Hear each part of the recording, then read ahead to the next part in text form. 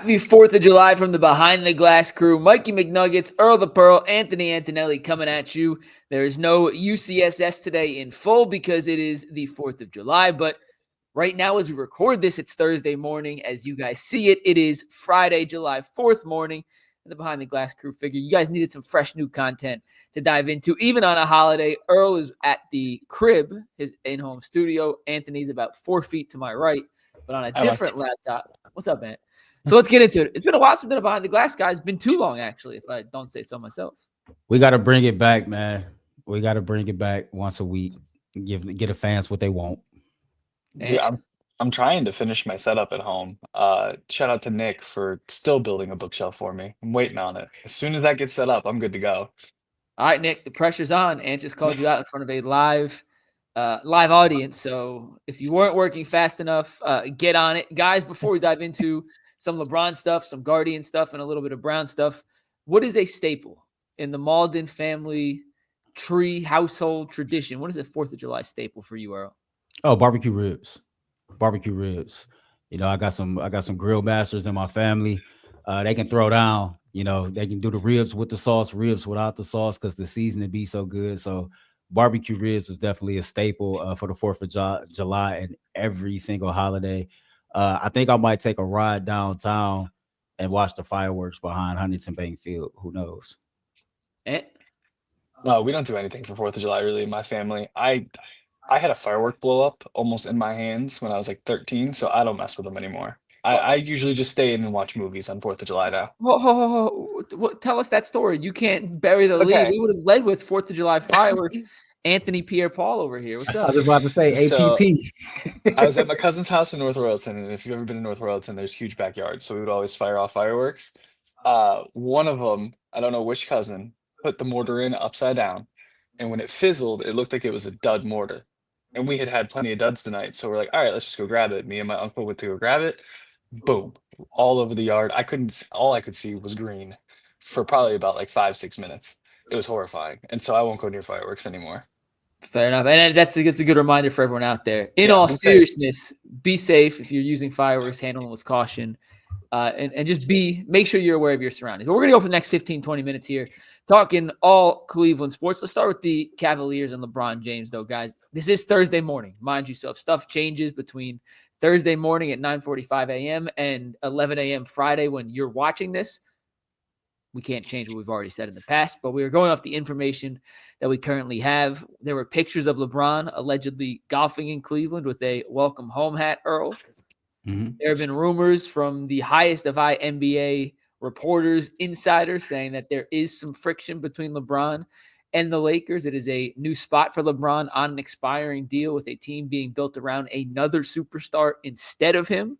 We've had preliminary discussions prior to this most recent report about should the Cavs go get LeBron, what would it take, what would it be worth? But Earl, now that it feels like the heat is as high as it's ever been on the LeBron out of LA rumors, do you think that we'll actually get, not whether they should or shouldn't, but do you think we actually will get a LeBron farewell tour with the Cleveland Cavaliers? I don't see it happening. I know that's something that we really want, but I don't see it happening. The reality of the situation is the Cleveland Cavaliers will have to give up a haul to acquire LeBron James in a trade. It will take multiple teams, multiple draft picks, etc. You're talking about losing guys like Jared Allen, Darius Garland, possibly Max Strus or DeAndre Hunter to add LeBron James to what we have now. And yeah, LeBron James is LeBron. It's appealing. We know in the Eastern Conference is wide open. We know here in the city of Cleveland that pretty much LeBron James damn near guarantees a trip to the NBA Finals. But with all of that being said, you pointed out to me a couple of days ago that, you know, even LeBron being as great as he is, he has lost in the first round 2 straight years. Now, coming here to Cleveland, he won't be asked to do as much as he was asked to do in LA, even with Luka on his team. But I don't see it being the case. I think the only way I see that truly being, you know, a scenario is if he get the Lakers to buy out his contract, you know, he still get his money and he makes a choice on his own to come back to Cleveland on a veterans minimum and face a championship. I can't see a world, Mike, where LeBron, you know, would even sign off on a trade that would decimate this roster knowing that his goal is to chase a championship. I think the best case scenario for him, if that's something that he truly wants, whether it's Cleveland or anywhere else, ask the Lakers to buy you out. You still get your money and you sign a veteran contract somewhere else, a minimum And, veteran contract somewhere else. Yeah, I agree. I actually am really hoping he gets bought out. I don't know if he'll take a veteran minimum. I don't know if he'll do the buyout. I don't understand though if he really wants to compete for a championship, why he would want to go to a team and decimate them through a trade. Like no matter how many teams get involved, somebody's giving up something for him, and it's probably going to be a lot. So if he gets bought out and he chooses to come back to Cleveland, I'm so for it. I like 2016 me just wants to see him retire here real bad. Like I grew up with LeBron. He got drafted in what, '03. I was born in '97. I don't know the NBA really without him. So getting to see his last year here and having the chance to go to any home game and see him in a Cavs uniform one more time, I'm here for it. I hope it's a buyout and I hope he chooses Cleveland. so LeBron is trying to bake his cake and eat it too.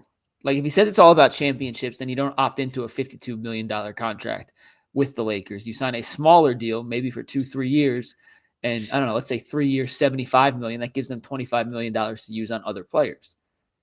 If a team wants to trade for LeBron because of his contract, you can't just give up spare parts. Like you have to match, essentially in the Cavs scenario, not only match but go over the salary it would take to get LeBron to then make it financially feasible via the second apron. And what's the incentive for LA to buy him out? Like, hey, LeBron, just go. We're going to trade a top 10 player in the league for nothing. Like, when has that ever happened in the history of the world? Unless he decides to say, Jeannie and Rob Pelinka, I'm going to make your life a living hell every single night, which, you know, I don't think LeBron's in a scenario. We know how much his legacy means to him to tarnish his own legacy like that.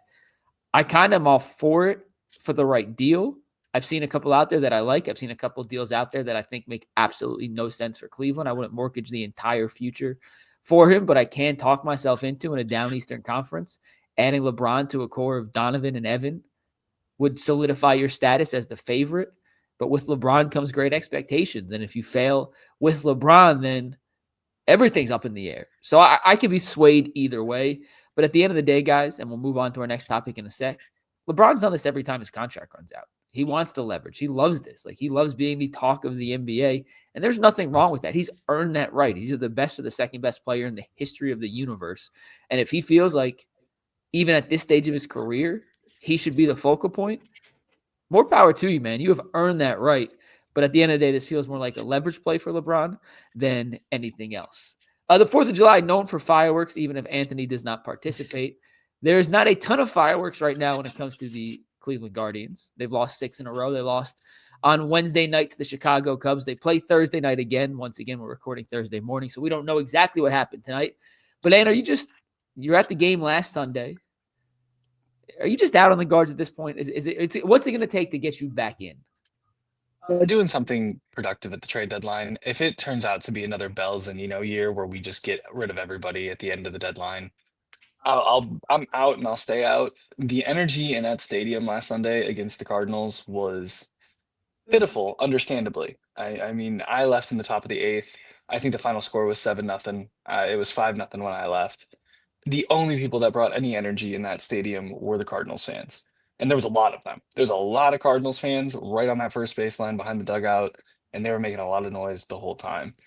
It is just one of those years, right? Like it's one of the down years. I have no real interest in watching them other than when stuff we need for the show. And it's tough. It sucks because it's really our only entertainment other than watching the Browns drama unfold. So I hope they can turn it around and decide to be buyers at the deadline, but I don't see it happening right now. Oh, I'm out on the Guardians. I think the only thing that will buy me back in at this point of the season if they call up CJ Kafis and Chase DeLauder. You know, at this point, I don't even see us, making the playoffs as a wild card team. There's no shot at the division title. The season is a wash. We are an average or a below average baseball team. So the only thing at this point that can really get me interested is seeing these young guys who could potentially, add value to this lineup for the rest of the season and hopefully going into next year. I think what has me out on the Guardians is they keep feeding us BS. Chris Cincinnati and Stephen Vogt, Every time that they cut and Andre Knott does, an interview and he's talking to Chris Antonetti, and Antonetti is just preaching patience and, just give it a little bit more time and, trusting the young guys that's already in the big leagues right now when they've proven not to really add any value to the roster. It's frustrating. And then when your skipper comes out and keeps hammering on the fact that this team is a good baseball team and this team has played competitive baseball minus a few weeks in the season, it's like you're not holding your players accountable and you feeding the fan base BS. And so, yeah, I am out. I think the only way I have interest is I'll be excited to see the young guys get an opportunity to show what they can do in the big leagues.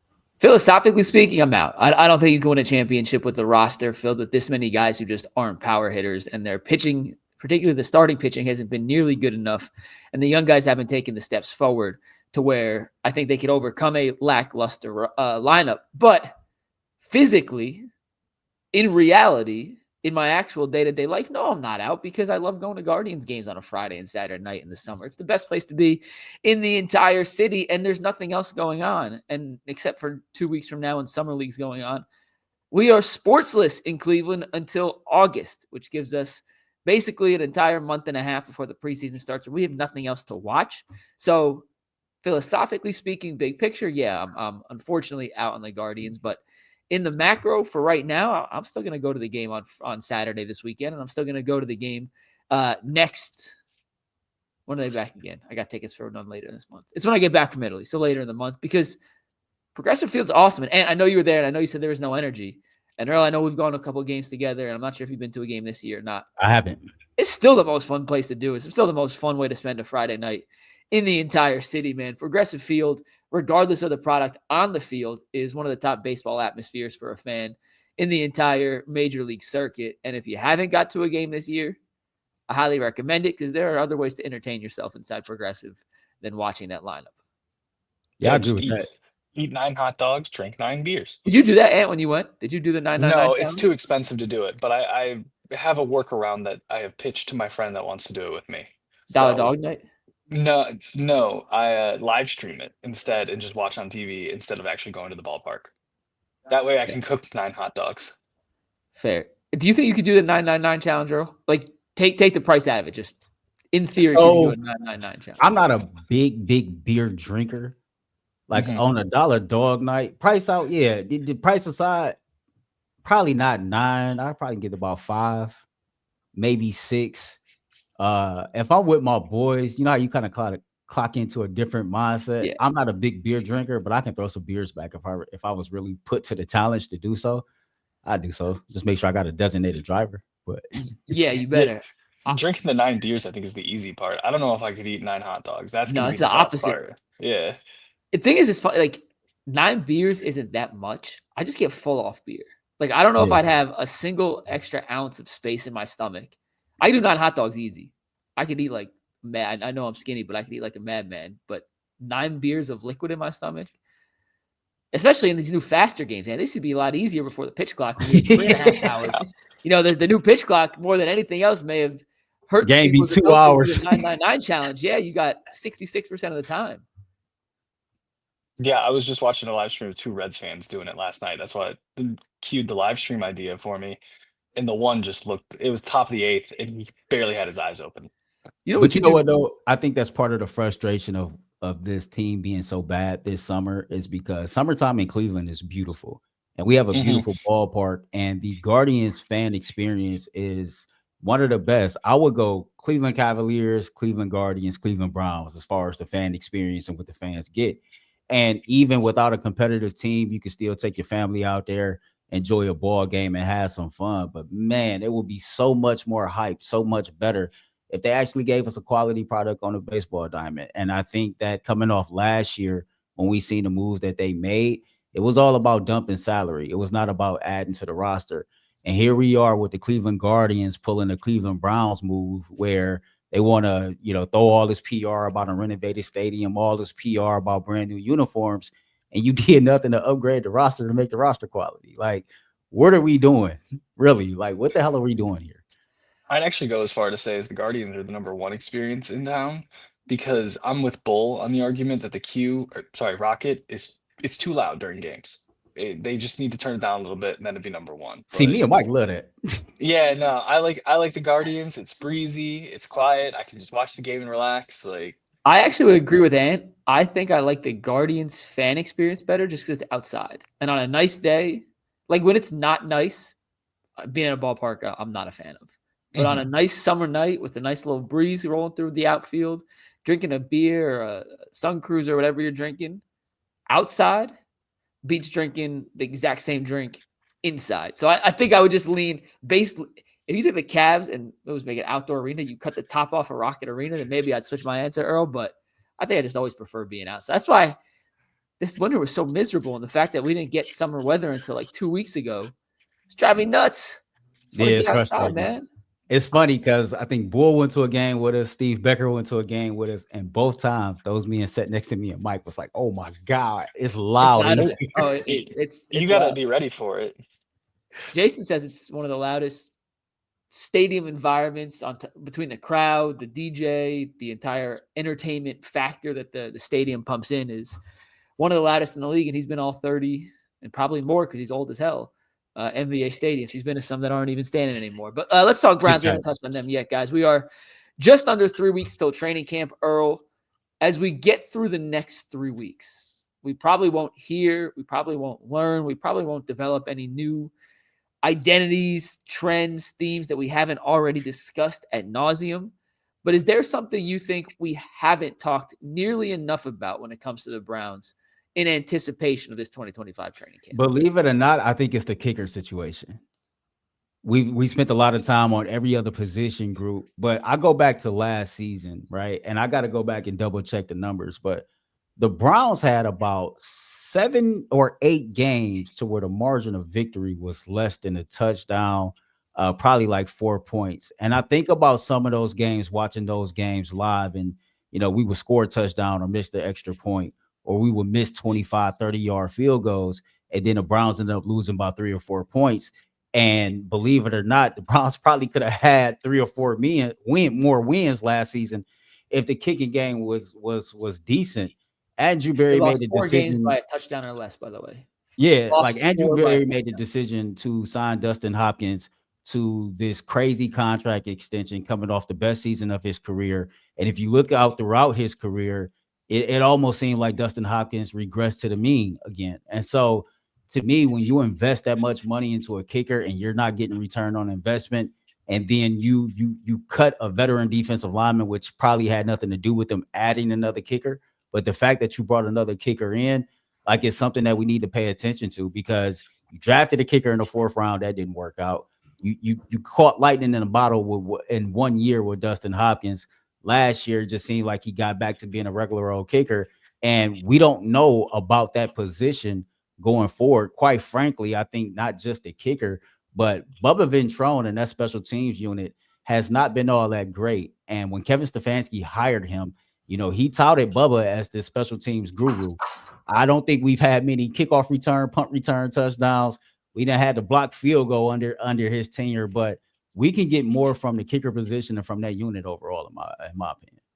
And yeah, I don't think there's one rock that we haven't probably overturned other than the kickers. But my biggest concern about like the quarterback situation that I haven't gotten to speak on yet, since we haven't done behind the glass, I don't know how you're going to rotate in Dillon Gabriel efficiently and effectively with him being left-handed in this system. Because with a left-handed quarterback, Mike, you're left-handed, as well as I do.